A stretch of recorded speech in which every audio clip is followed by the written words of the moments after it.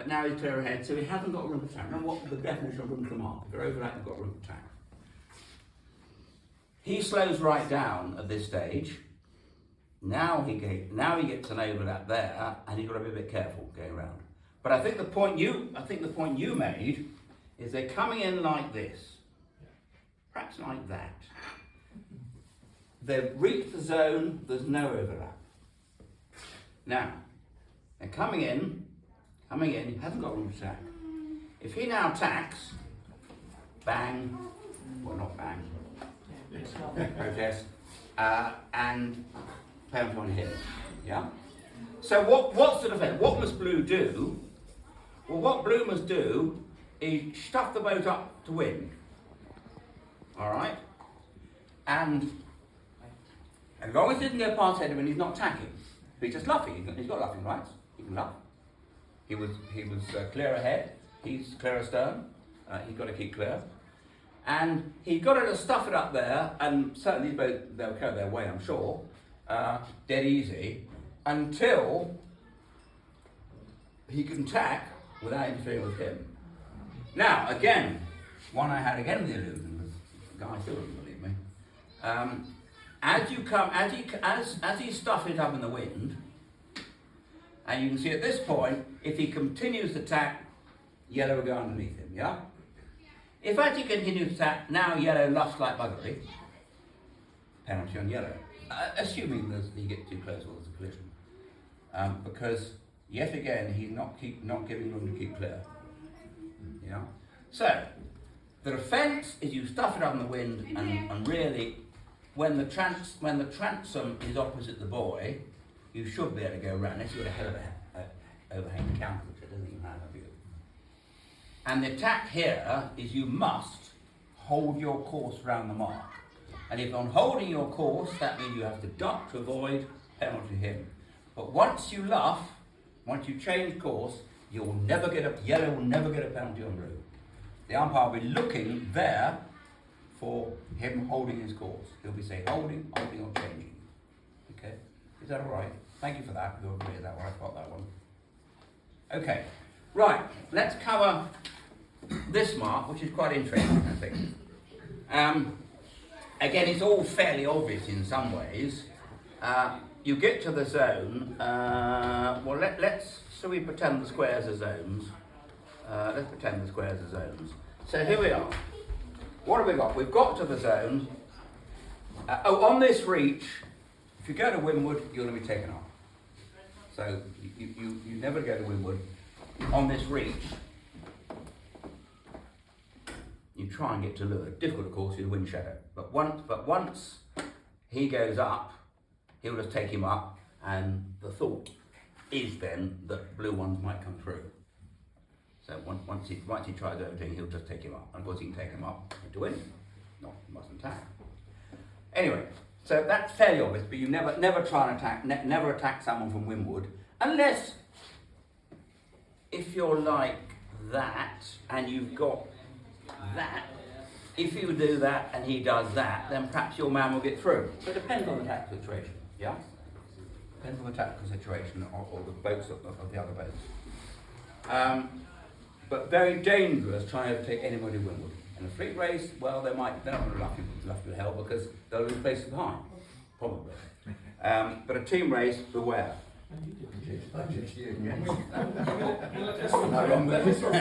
I know some people love the hell. They don't get it, they'll go past me. I don't care how many places I lose or do. Anyway, I've done it myself.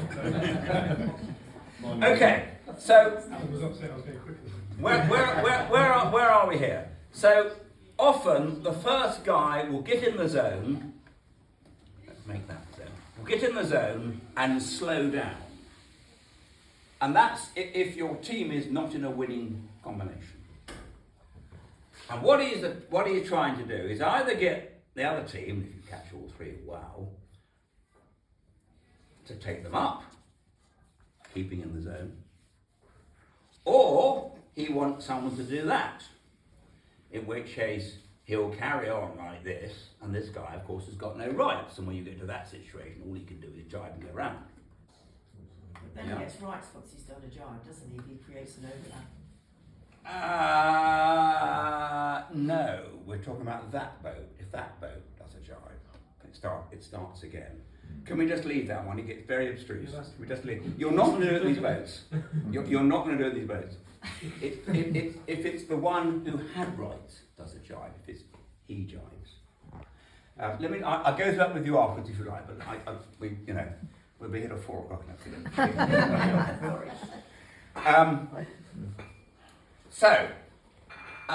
Where was I?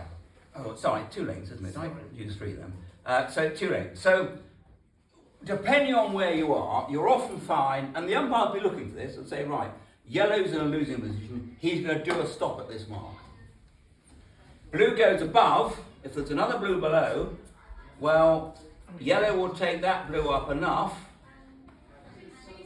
okay, that blue is below, and he'll make sure he can get round there without leaving blue room to go round. Although this blue has no water, no mark room on him, if he gives room, he can go round there. If he gets it really wrong and goes up there, he just goes round. So there's nothing wrong with taking mark room when you're not entitled to it, if the other guy can't shut the door, as it were. So that's what he'll do, and what he does then is he slows down, perhaps, because there might be a yellow and blue like this, okay? So 1, 3, 6 actually is a winning combination, but only just. You get one place change and you're bad.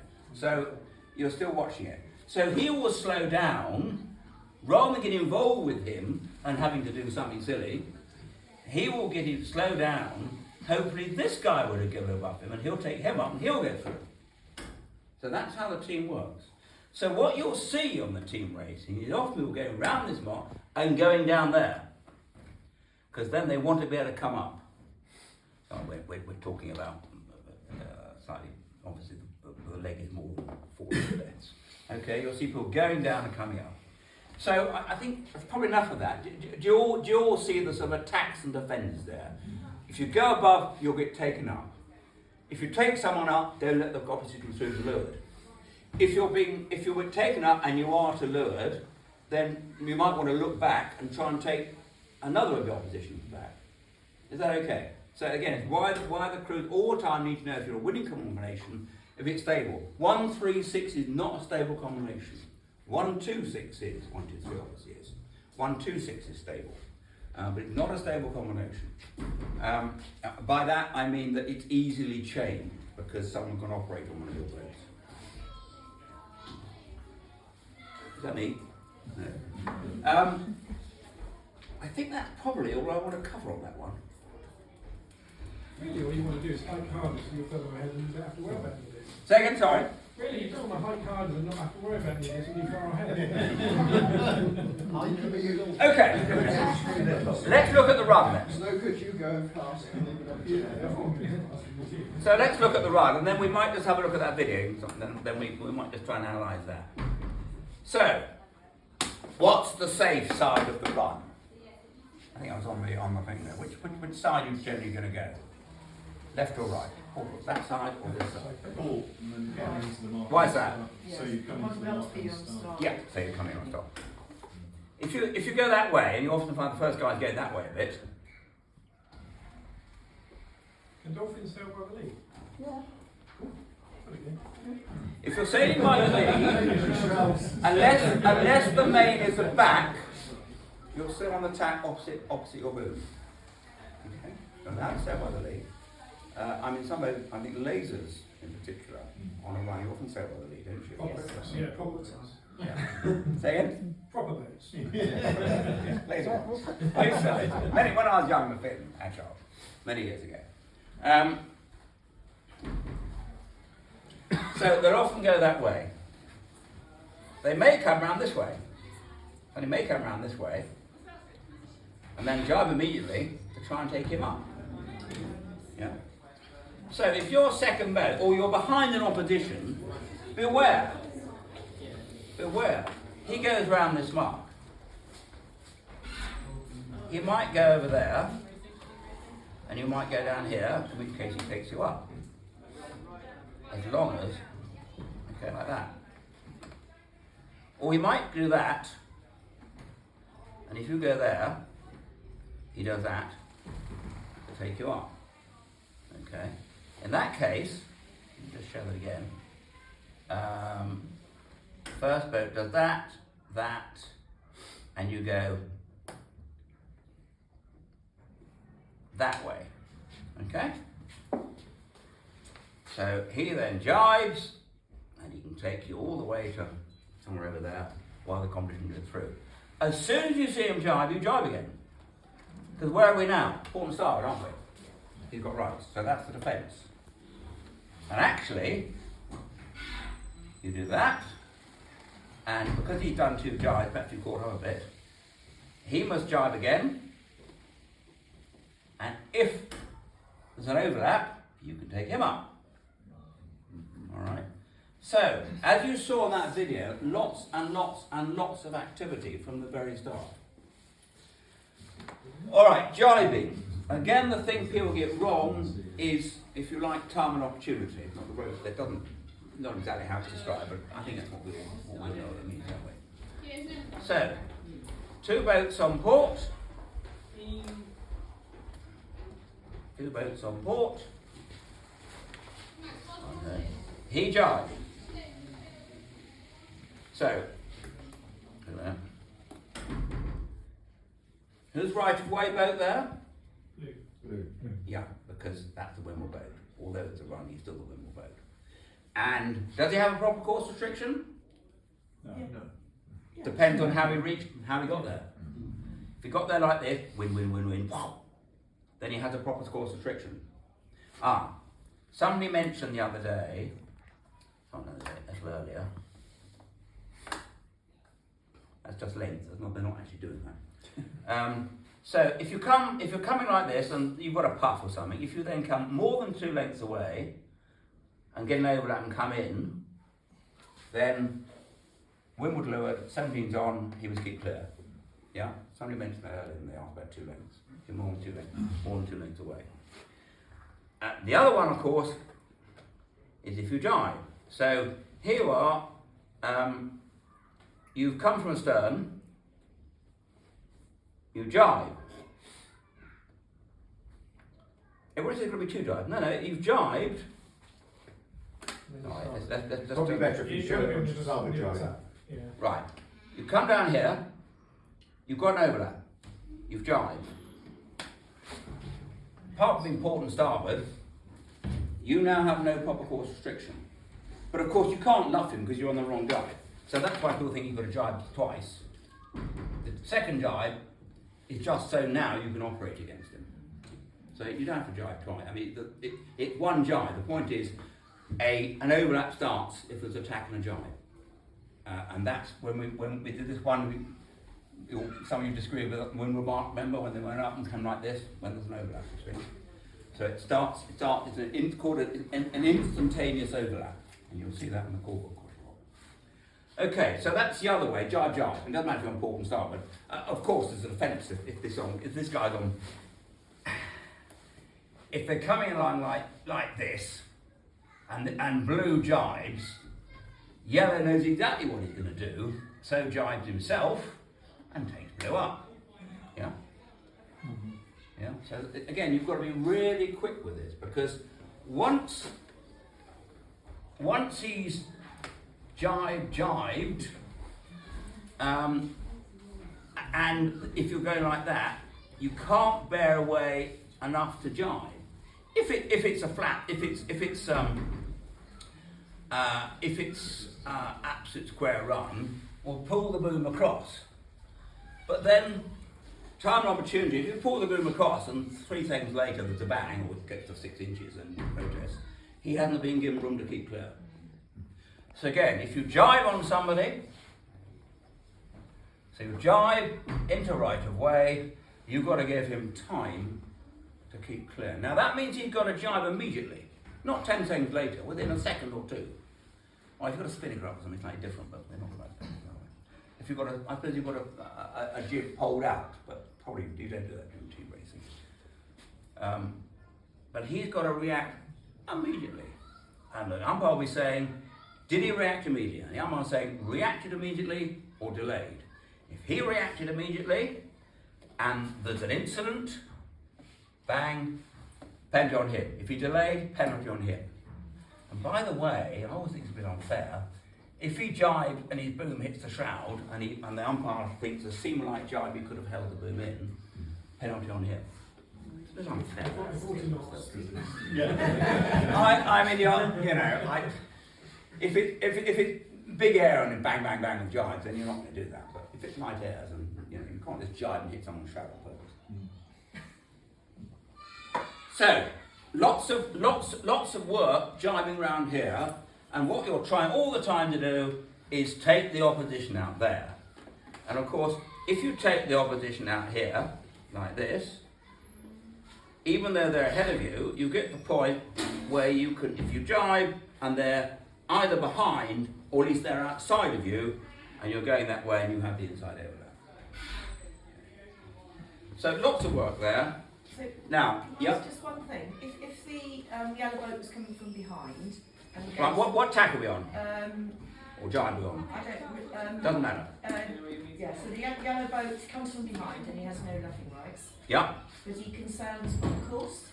He can do what? Sorry. He can sail his proper course. Oh yes, thank you. Yes, So thank you for that. Yes, what yes. would be on that sort of leg deemed as proper course? Ah, well, that's a good question. So, firstly, he has the proper course, not him. They're obviously slightly different, aren't they? Because they're aiming for the one point. So, he's winning the boat. He must keep clear. Sorry, we're not winning two legs now. He has the proper course of treatment. He may not set above the proper course. And by the way, he may be, again, let's say these are two boat lengths. He may be out here. And he's a long way away, and a lot of people think, oh, well, I can sail up to there. No. Comes in, sails closer, protests, penalty on him. He's not allowed to sail above his proper course. It's not that he's not allowed, it's not that he's not allowed, it's not that he's disallowed from sailing, luffing so much he interferes with blue. He's not allowed to sail the proper. A lot of people miss this. A lot of people who are even quite good team racers just forget. I've come down here, I'm now luffing above my proper course, penalty on me. If there's a big tide going that way or something, but we're just, So really, if there's no tide or anything, you'd say the proper course is. well, again, if you're an asymmetric, or you go faster broad reaching, forget that. Then your proper course is directly for the mark, and it's his proper course, not his. He has a right to set his proper course. He must keep clear. End of story. Is that okay? Blue could shout protest as soon as he did that manoeuvre, could he? Yeah. As soon as he got an overlap, within two lengths here, and he's now sailing. Here's his proper course, down here. There's his proper course. As soon as Is that he right? makes an aggressive He's sailing above his proper course. Protest. He gets penalty if the umpire's away. That's a little unfair. If you've got one umpire looking at six boats, they're going to miss something. And if he's outside two boat lengths and stuff, Then he can do it. then he can. Yeah, then he can do it. So specifically, if he's outside two lengths, he can come into the two lengths, but no further. But no further.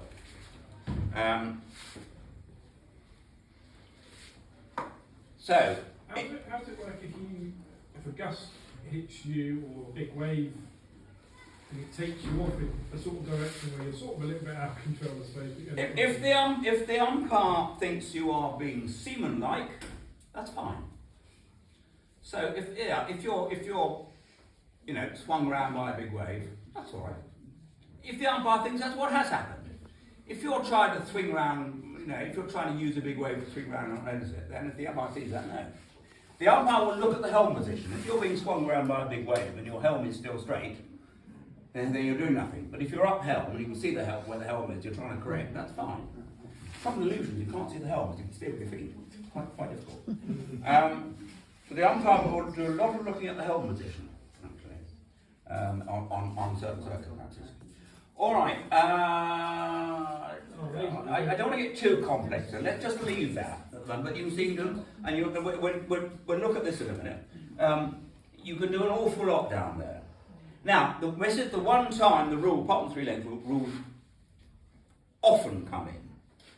So, coming in here again, let's use the squares then. So what's 2 lengths? There we are. Blue has come from astern, so yellow has luffing rights. Yeah. And yellow can take in a fleet race. He's got to go around that mark as soon as he can. Fleet race and a team race, he can take him to Timbuktu. All right, that's the change. As long as you have luffing rights. If yellow, sorry, can you see that? If yellow has come from astern, all right, then he's now, what is he doing now? What course is he? What course is he sailing? No, he's not. There's the mark. No, sorry, he's meant to be sailing properly. Yeah. So what the umpire is saying is he in the corridor?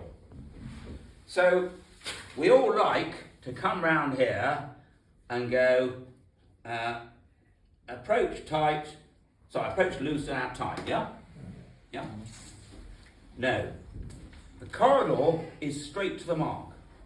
So if yellow has not got luffing rights, he must go straight to the mark. Okay? Blue then of course comes out this way a bit and doesn't have much better. Is that right? Sorry. Yeah. Well, yeah, but your proper course is your fastest way. No, to the next they mark, changed isn't that. it? In the What's absence, direct straight line? in the absence, well, all right, you can be a little bit away from the mark, but not right over here. Yeah, you haven't got it yet. So, all right, perhaps I'm that's. talking about further back. Yeah, I'm being slightly simplistic there. Yes, you're not going to go so close to the mark that you actually can't turn around it, but you've got to be within 3 or 4 feet of it, because actually, it's just as fast going around a mark going tight in and loose out as loose out and tight in. The reason you want to go loose out and tight in particularly on a leeward mark, when the next beat, is so that the guy behind you doesn't turn inside you. Or if there's other boats in front, you're not in there dirty yet. Yeah, but remember, what absence of other boats.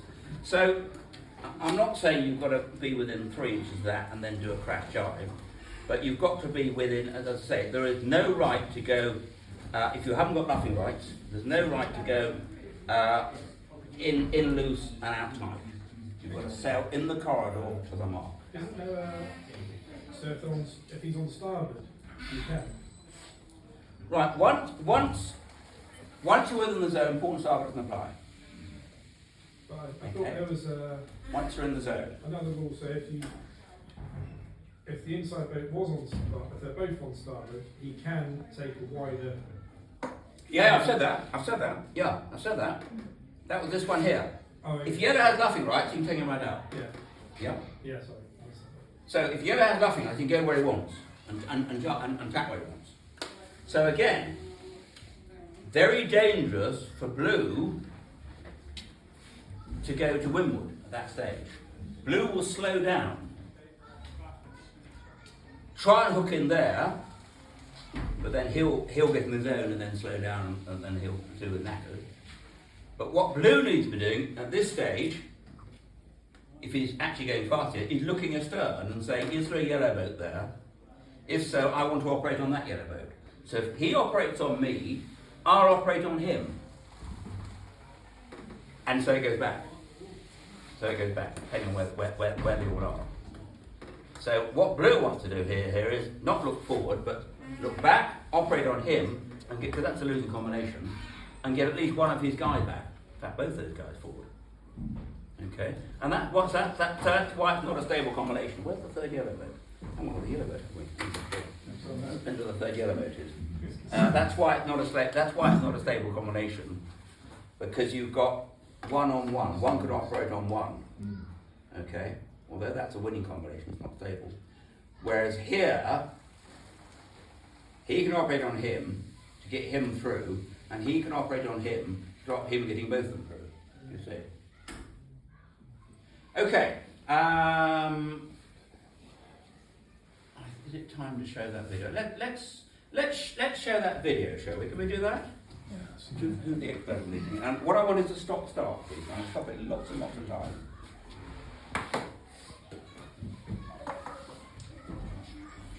Oh, well, that's a good video. Yeah. That's the other one. You can change the gyro. Change about like 5 minutes. Just while Phil's doing that, so I just want to say I really like you all to come and sail dolphins, so don't get distracted and think we ought to be doing some feedback for it. So I'd like you to come and sail dolphins and see how they do actually behave, because they do manoeuvre. I think my fellow dolphins would agree. They won't spin like a laser bulb, but they are surprisingly good at close racing. And anybody who's been on the platform watching us race will see, after a 2-hour race, we're often very close, and we do a lot of tactics around mark roundings as well. So I'd really love for you all to experience what they're like, because I think it might influence how you see us when you're racing on the same course as us in fleet racing. So I think sometimes there are misunderstandings, yeah, really good to do that. And it's something for us to look forward to in later life. Absolutely, yeah, you're right. Well, after you come out with 15. yeah.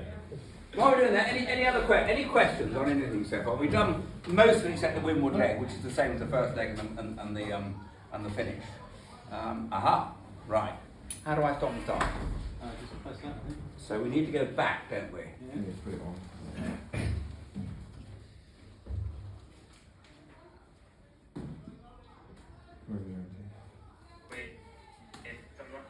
How do I stop it? This one Press here. that, yeah. high level theoretic event. All right. Okay. You're going to see That's okay. Yeah. All right. Oh.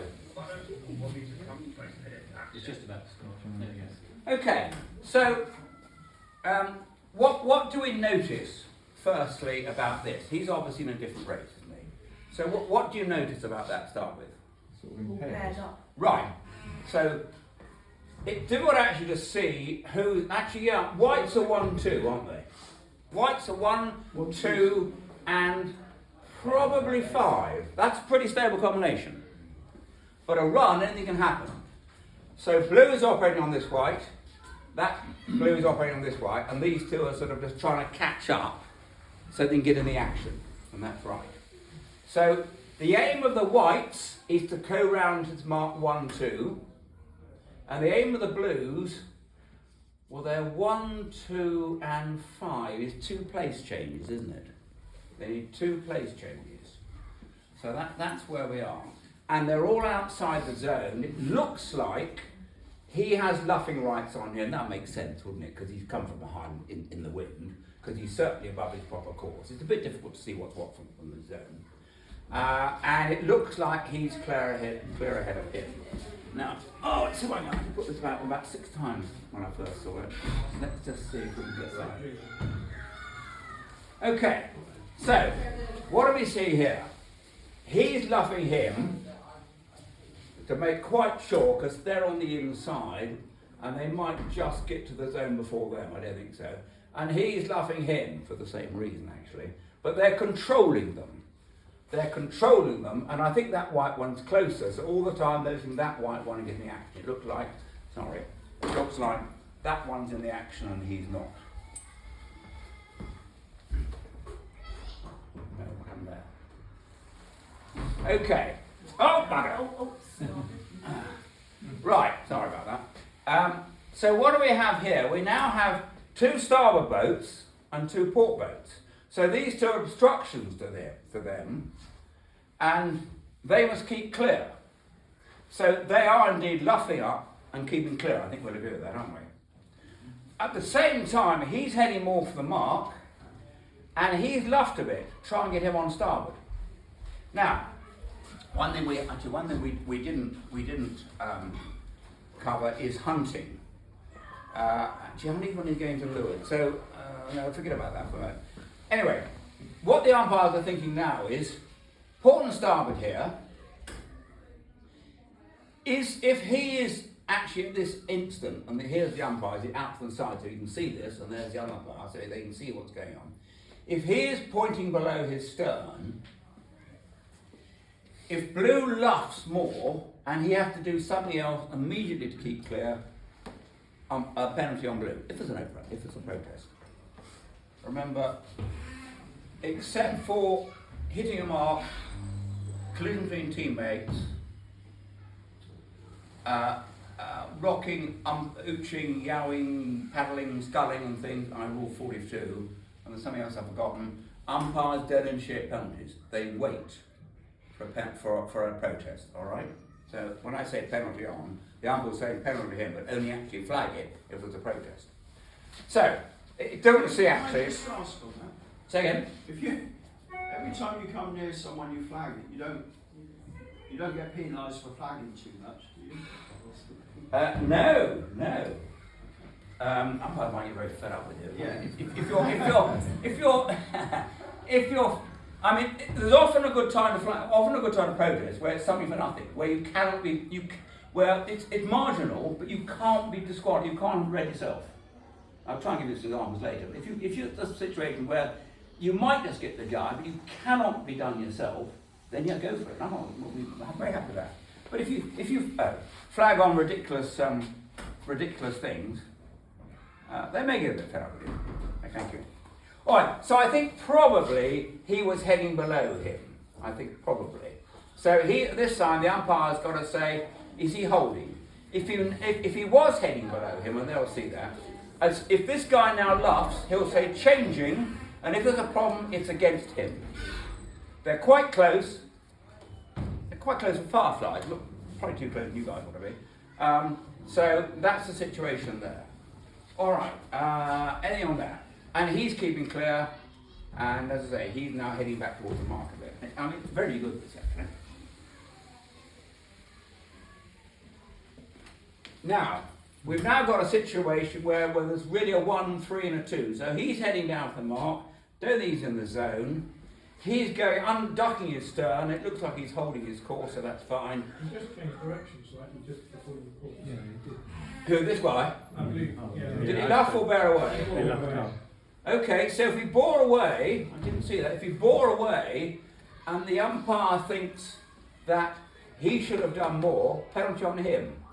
But I'm not sure, because he had that boat up there, I'm not, who was instruction to him, he's got to keep clear, I'm not sure he could have done more. Again, it's difficult from here, I wouldn't flag that. I think that's fair dues. I think he probably did all he could.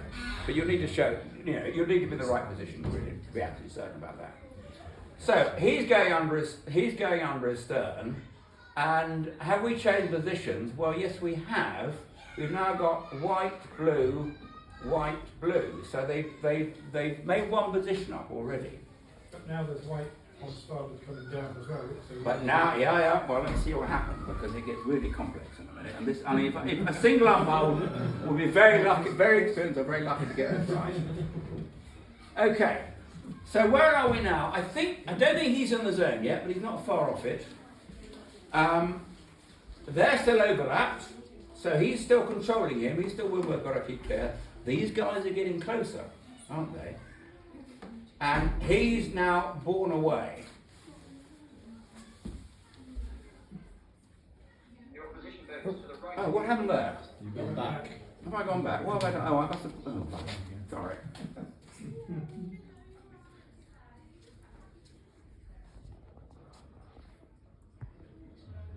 Yeah, okay. Is that where we were? Right. So now he's jived, hasn't he? He's on starboard. Where's the boy gone? I think he's in the zone. I think it's difficult to count. He's in the zone. Sorry, he's on port, beg your pardon. He's in the zone. So he now has right to sail in the corridor to the mark. And that's it. He's not in the zone. I don't think they're overlapped, didn't you tell?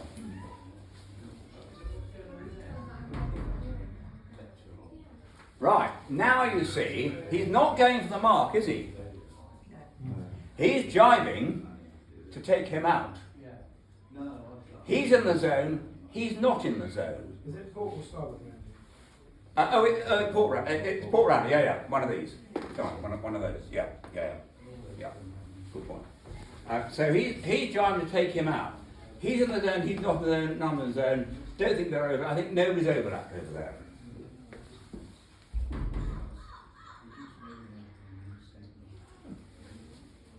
Right, he's now pushed him out a bit. He's going for, rightly or wrongly, he's going for the mark. I still don't think he's in the zone because there's a boat length there, then there's him, so he's not in the zone. Nothing else going on. Well, I beg your pardon, yes, I'm sorry, the port to starboard on there, but actually I think you can see he's going to cross his bow pretty easily. I think also the first boat bore away because of transfer angle, because I wasn't convinced he was necessarily inside 2 boat lengths to start with. I'm sorry, he what, sorry? When you showed it before, I wasn't convinced he was necessarily... He may not have been quite, but it didn't matter because he is now. He's enforced the position by bearing away. So Yeah, he might well be right. So he might sure he's in the 2 boat length before he gets an overlap. Yes, there's port to starboard here, but I think I think the speed they're going, again, if that boat bears away and he can't keep clear, then it's on that boat. If that boat bears away, he'll probably jibe. See what happens.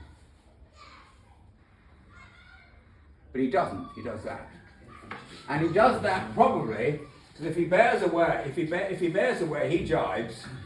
He will jibe and take white out to there, and blue would come through. Yeah. Sorry. Bit difficult this.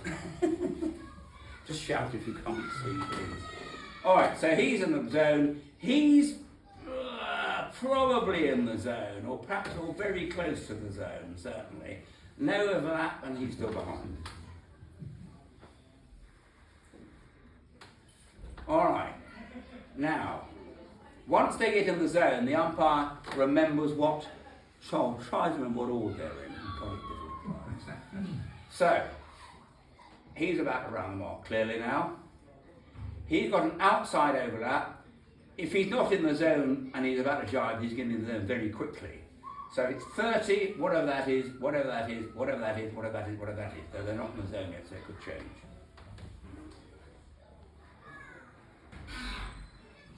Okay, so now this is a classic. One's gone round, so there's now 3 blue boats to operate on 2 whites. That gives the blue boats an advantage. He's out of it, because remember, once he's round the mark, he can't operate on someone on a different leg. If it just happens, it's quite convenient to tack in this place and it hits someone on the port, then that's fine, but he can't actually sort of chase them round or anything.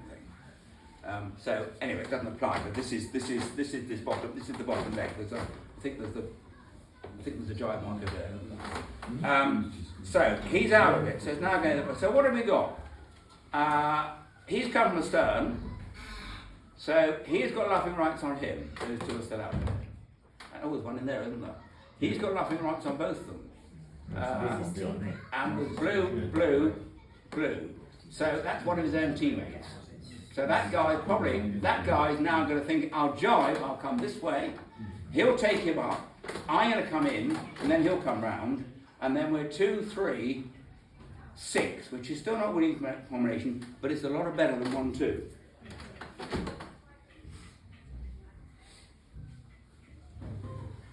Or the other was 1, 2. Okay, so there we are. So he's taking him up, and he's continuing round, and I think he's in the zone.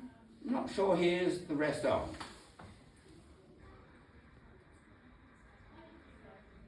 Right. Now, he's in the zone, but I think he was in the zone already. So he's got no rights on him, but they're the same team, it doesn't matter. Had it not with the same team, it would have mattered. I know we're not certain they're in the zone, we can't really tell, but the umpires would know. But that's the point. He's winning a boat, we've got to keep clear. And these 2 are having to fight themselves, but you can see what they're going to do. He's going to jibe and come in on starboard. And hopefully come inside that one, isn't he? He's hoping that one. He's hoping that one leaves it much too long to jibe and he can get round there. Yeah? So there we go. Where's the boy gone? He's definitely in the zone. He's now tacked away, And the moment he tapped away, he jived. Because otherwise it's going to take him God knows how far. He jived. So where are they now? Well, the Blues are now still 2, 3, well, possibly 5 now. He's going in the wrong direction. So that's a winning combination, but not stable. So the Blues have reversed this now. There is, I think there's a red flag on there. Right. So where are we? He's in the zone. I think he's in the zone. I think he's gone out of the zone. Must have done, mustn't he? Must be out of the zone. And he's not. He might not quite be in the zone, but he's not far off it, and he's out of the zone.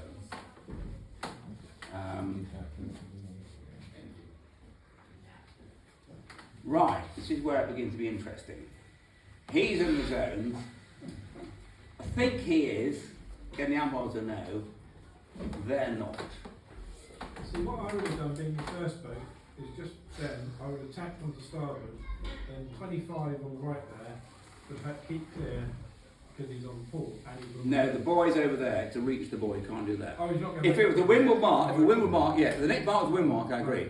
But it's a reaching. It's down there. That's why you have this course, a W course. You're quite right. If it was a windward leg, then yes, you tack the starboard. And as long as you don't hunt them and keep tacking, then that's fine. Right. Now, where are we now? God knows where we are now. You can see the different umpires have and goes like this. But then if you've got a fully umpired race, they'll each be looking at different boats and they'll hack it. So he's in the zone, he's in the zone, he's not. Right, he's gone round, he's in the zone, I'm not sure he is.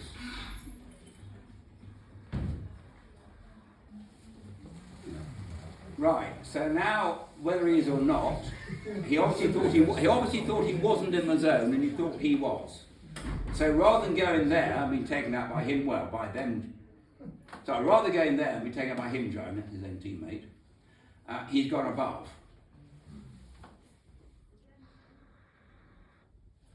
Alright, so he's in the zone, he's still in the zone, he's probably just come into the zone, isn't he? Right, so I think at this stage, he has room on all of them. He has room on him, and he has room on him. That's what I think. Difficult to tell, I say, from where we are. Alright, so he has room on him, so that's fine, as long as if he can spin round in there, that's fine, but he'll probably go astern of him, but he has no rights. Round. Now, he had no rights, he went across his stern, but did he interfere with him? Yeah?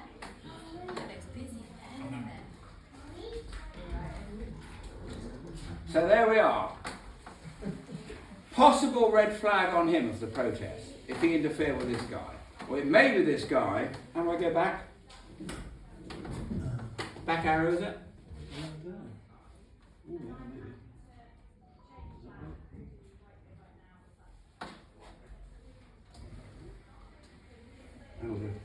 Yeah.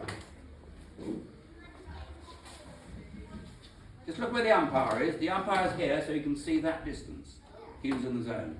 And the other umpire's there, so he can see if they're so close that the wind would lure things out. Good umpiring.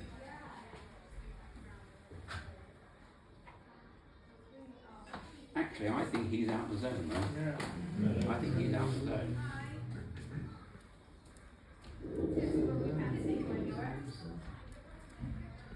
So he has no rights. Yeah, no, it's him. He's forced the passage there. Friend on him. Yeah? He's forced the passage there against him. Everybody agree? Yeah. So there we go. Now, that's Fireflies. There's not many boats that that manoeuvre like that, but that's Fireflies. Any questions on that? Anybody want to see bits of it again? Does that make some sort of sense what I'm saying? And so do you get some sort of idea what the umpires are looking at? So far flies, you can do lots of manoeuvring within the zone, even the 2-length zone. That's why I said it's probably not too. Some of it's relevant to you, but I think tacking within the zone and stuff is difficult. And a couple of us did actually tack and jive within the zone. Right.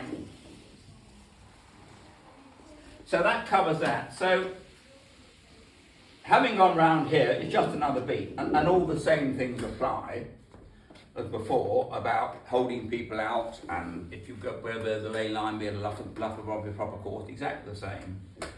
So, whoops, where's the committee boat gone? Quite often there's some interesting things at the start, at the finish rather, and you want to have one umpire, we'll sit up there, another one follow them up. So, clearly, if blue wants to slow yellow down, he's going to hold him like that. Yellow can, once it passes the ley line, whether he's got luffing rights or not, whether 70s or not, can luff the headwind and no further. And in the end, we'll probably jibe round. And in a far fly, you won't lose a lot by doing that. In a slow boat, you will, and then you jibe like that, and flaps the jib and try and hold him. That's assuming blue's trying to get some teammates through. Remember, there's a zone here and there's a zone there. Coming up like this, possibly flat one here. He can lay the finish. Like that. He can't, no right to tack. Okay? So we both don't get yourself in that position. No right to tack. No right to tack. All we do is drive around. As long as he can shoot. Someone did that to me on Wednesday. Came up here, where the committee boat was done the other way around actually. Committee boat was here. I got my spinning a bit of a tangle taking it down, and I couldn't pull the jib in, so rather than being a long way ahead, we were like this. And I was just jib flattened it because I was just shooting the mark, and he bloody well tacked on me. Did that, and then claimed it. Said, oh, you're gone.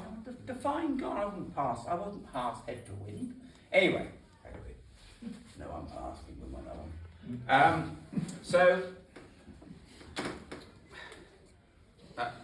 again, frapping the jib on if you can do it on little boats, you really want to slow someone down, you pull the boom to windward.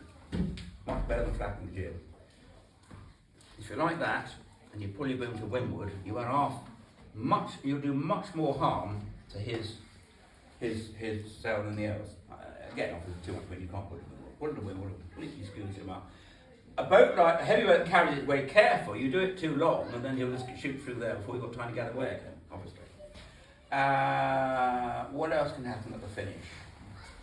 Again, coming this way, no right to tack. But if you've got an overlap, if you're coming like that, if there's an overlap, of course, again, his proper course is to go through the line, and therefore, even though he came from astern, and that could have happened because he might be sitting here with his sails flapping, he may luff up. All right, to try and up to headwind no further. I think, gosh, that was 2 hours. That would have been a real quick gallop. I wouldn't have gone into that sort of detail had we just had an hour. Any questions? I think anyone's unclear of now. So Dave, when I was out at Ringwood in January watching, and I was on the shore watching that final leg, it was really interesting to see that the lead boat would often, rather than finishing it would double back and go down. Good point. Yeah, so remember I said round here on this thing, right? First boat's gone round, he's out of it now. Oh, who won that in the end? Did the whites reverse it? I've forgotten now. I can't remember who it was. The whites had a penalty, didn't they? The whites had a penalty, so they probably didn't reverse it. So the blues were actually defended very well. But the whites had a bloody good go. And one time they were in a better position. They only one more place change. Had they got cleanly round there, and they nearly did, then in one more place change, there was still 2 legs to go. There was a reach, another beat to go. So in the same way as I said, first guy's gone round, he's out of it 2 against 3. As Jill said, where's the other blue bird gone? If yellows are not winning, or even if yellows are in a winning position, he won't necessarily go across there. He'll dill around here, waiting. Now, if yellows aren't in a winning position, he's no good in dilling around here. He's got to have gone back way before in time to do something. And at this stage, it's difficult if it's well defended by blue. Can't see who's winning there. Blue's winning there, aren't they? So make it that way. Sorry, yellow's winning. Right. It's difficult now to do anything except flat sails on top. Unless you can get really close to somebody and hold them like that. But again, as soon as you come close, they hear you attack. But he may not get it, there might be another one. And you might force someone to attacking duel. Attack, that's because you slow down each time you attack, not in a firefly, of course. Then that lets the other person pass. So, yeah, if you're in a bad position, then you hang around right down here. Even if you're in a good position, you hang around up here, and you don't, as the lead, don't cross the line until your other teammates are happy. Probably by saying, yeah, I got it, I'm happy, I'm good. Anything else? When have you gone round the mark? How's that defined? Once you're around the mark, when you finished, you mean? No. How do you define going around the mark? Is it? Once it's complete. The rule 8, once you're around the mark, rule 18 switches off. Room at the mark switches off. So how do we define that? Well, I think when you're on, really, that hits. So here's the next mark. He's now rounded. Yeah? He's now rounded. So they've gone round. I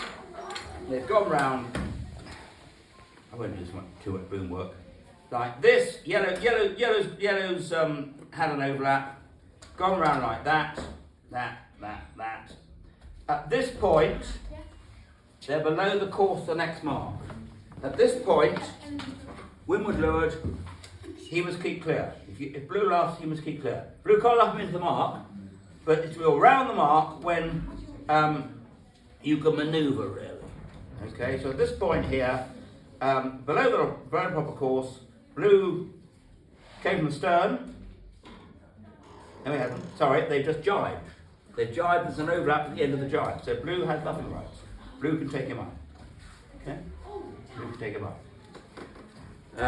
What you often do in this situation, you're being taken up, is luff like hell to break the overlap.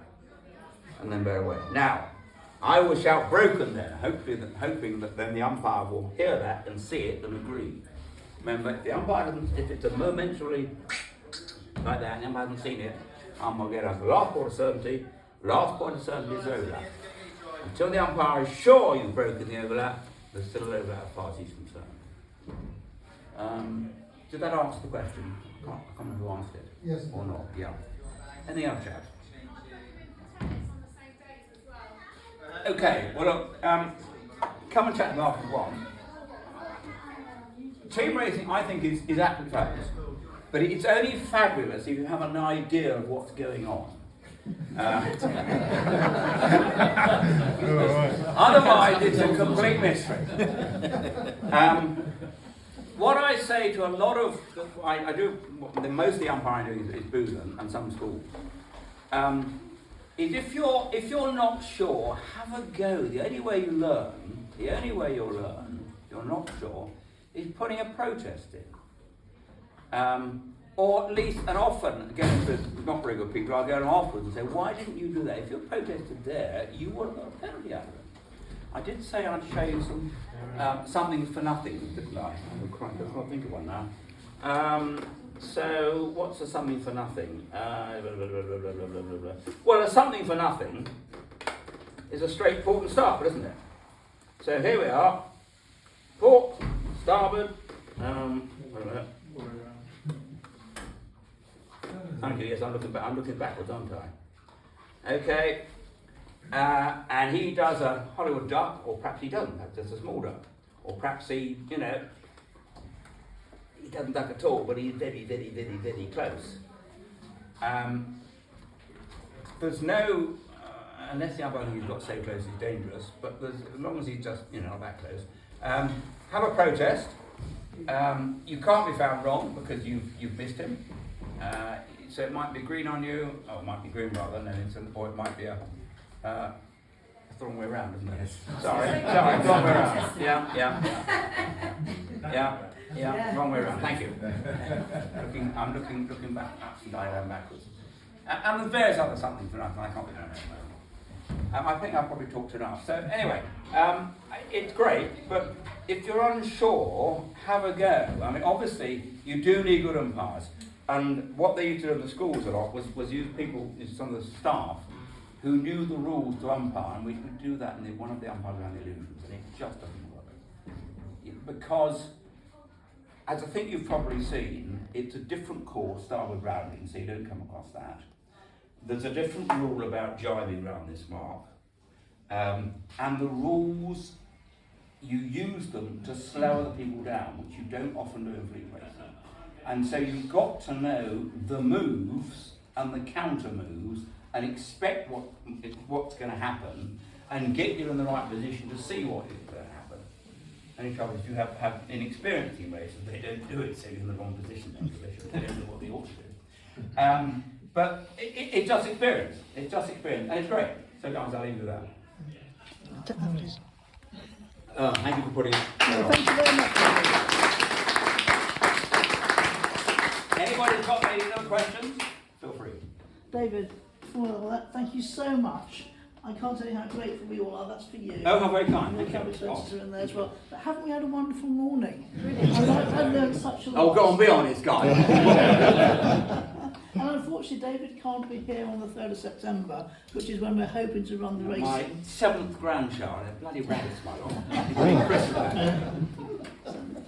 So I don't know what we're going to do about umpires that day. It's a work in progress, but I mean, if necessary, we'll run it without umpires. But I think, just to get us started, I think Well, we might be able to find you some umpires. Well, that would be wonderful. Thank you. Yeah. Do you know Martin Smethers is the guy? Do you know Martin Smethers? Remind me to send you a link to him. Thank you. Thanks, Yeah, lovely. that was yours, wasn't it? Right? If you say so. I think it was, yeah. But yeah, thank you so much, and yeah, it's given us a really good start. So yeah, very grateful. And there's lots more to this, as you can understand. So, but I look at what we didn't go through, because I think we've had enough now. Is Chapter 8 of the umpire's manual. Just Google umpire's manual, and you'll get there. I've got it on my phone at the moment. Rather than the core book. And that some of those, it will cover some of this, and it covers a bit more. It covers the most obvious times when there's an issue which requires a call from an umpire. Okay, thanks. Thank you very much.